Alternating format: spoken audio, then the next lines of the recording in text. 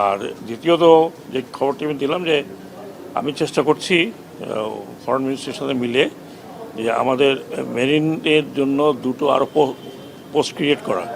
একটা হচ্ছে দুবাইতে, যেটা হাব বলা হয়, মেরিনের হাব এখন বিশ্বের অন্যতম, আর সিঙ্গাপুর। এই দুটো জায়গায় আমাদের যে এমবেসি আছে সেখানে দুটো পোস্ট, যাতে মেরিন রিপ্রেজেন্ট করতে পারে, যারা আমাদের এই ইয়াং মেরিনারদেরকে শিপে প্রোভাইড করতে পারে। কারণ যেটা আমি শুনেছি যে হঠাৎ করে সিঙ্গাপুরে পোস্ট হয়, ও 6 ঘন্টার মধ্যে যেতে হবে। এটা তখন একটা বড় বিড়ম্বনা হয়ে যায়।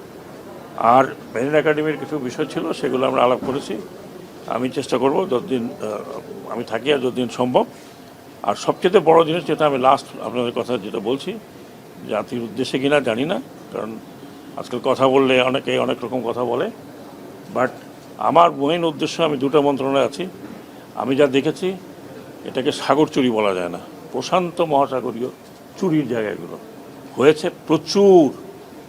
এই যে লাস্ট 15 বছর যে গভর্নমেন্ট ছিল, এ পুরো কী বলবো, আর কী শব্দ পাচ্ছি না, এবং পুরো সিস্টেম করাপ্ট করে গেছে। Entire system has been corrupted. এখন এইখান থেকে বের হওয়া আসা ভেরি ডিফিকাল্ট জব। চেষ্টা করছি আমরা, কোনো ডিপার্টমেন্ট নাই, কোনো সিস্টেম নাই যেটাকে করাপ্ট না করা হয়েছে। এবং আমি যে দুইটি মন্ত্রণালয়, একটা মন্ত্রণালয় শেষ, দ্যাট ইজ স্মার্ট মন্ত্রণালয়, অলমোস্ট ফিনিশড। এখন আমরা ট্রাই করতেছি যে আস্তে আস্তে আস্তে আস্তে জানা যায় 15 বছরের কাজ তো 1 বছরে বা 15 মাসে বা 2 বছরে বা 3 বছরে করা সম্ভব না, যদি এটা কন্টিনিউ না করে। এটাই আমার প্রথম হলো যে আমরা ইন্টারনাল মার্কেটে আমরা পাটের কনজামশনটা বাড়াতে চাই, যাতে গ্রোয়ার লেভেলে তারা উৎসাহিত হয় পাট উৎপাদনে। আমি রাস্তায় আস্তে আস্তে আমি পাট যারা নিয়ে আসতেছে বাজারে, তাদের সাথে কথা বলেছি। এখন 3100 3200 এরকম চলছে মন।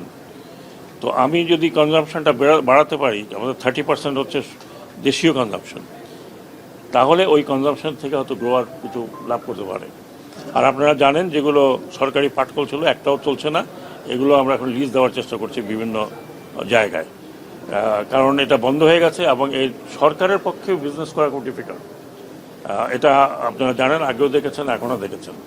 নৌ মন্ত্রণালয়ের ব্যাপারে আমি মাত্র বলবো যে ডুব দিচ্ছি, কোথায় নিচে কোথায় মাটি পাওয়া যাবে, I don't know. It is totally, মানে আমার যেটা ইমপ্রেশন, এমনভাবে রন্ধ্রে রন্ধ্রে আপনার কেনাকাটার মধ্যে, তৈরি করার মধ্যে, প্রজেক্টের মধ্যে কিছু প্রজেক্ট তো কেউ জানে না যে কেন নেওয়া হয়েছে।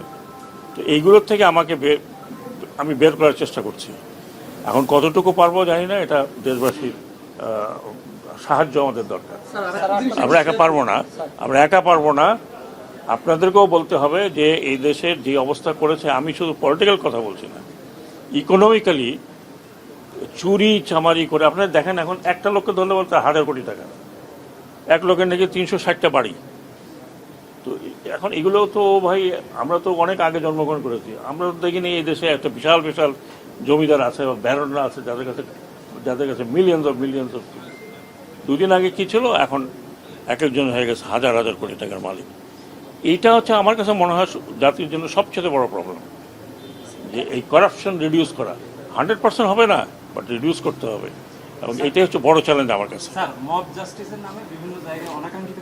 এটা আমার ব্যাপার না, বাট আই ডোন্ট লাইক ইট।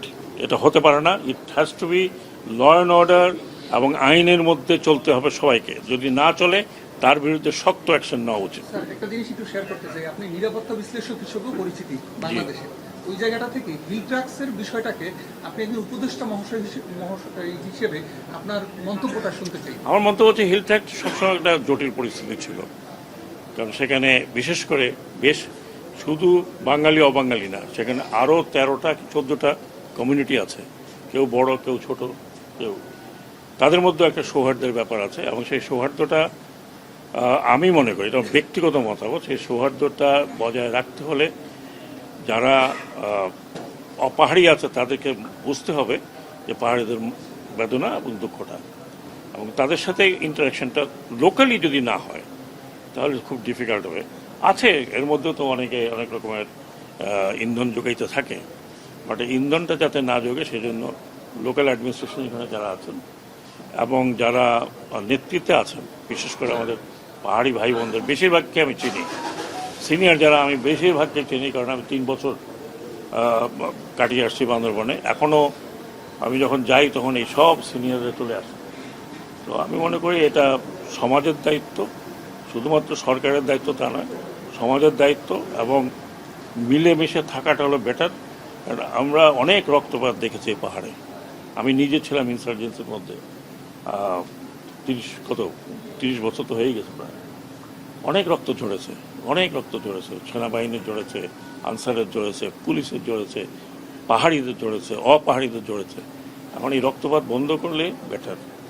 আর সম্প্রীতি বজায় রাখা উভয় সবারই, শুধু উভয় না, এই 13 কমিউনিটি, যেমন এখন 14 কমিউনিটি যদি ধরি, সবার যারা নেতৃত্বে আছেন তারা এই সম্প্রীতিটা বজায় রাখবেন। সম্প্রীতি বজায় না রাখলে এটা যদি আবার অশান্ত হয়, সেটা কিন্তু সবারই ক্ষতি হবে। সেটা শুধু যে আমাদের ক্ষতি হবে তা না, আবার পাহাড়ে যারা আছেন তাদের ক্ষতি হবে। আমি এই কথাগুলো এই জন্য বলছি যে আমার একটু নলেজ আছে পাহাড় সম্বন্ধে, এই জন্য এই কথাটা বললাম। এবং আমাদের যারা গিয়েছেন তারা এফোর্ট নিয়েছেন, এই গতকালকে তারা বলেছেন যে একটা সম্প্রীতির অবস্থা হয়েছে, এটাকে বজায় রাখতে হলে এটা এখন লোকাল যারা আছেন তাদের উপর নির্ভর করে।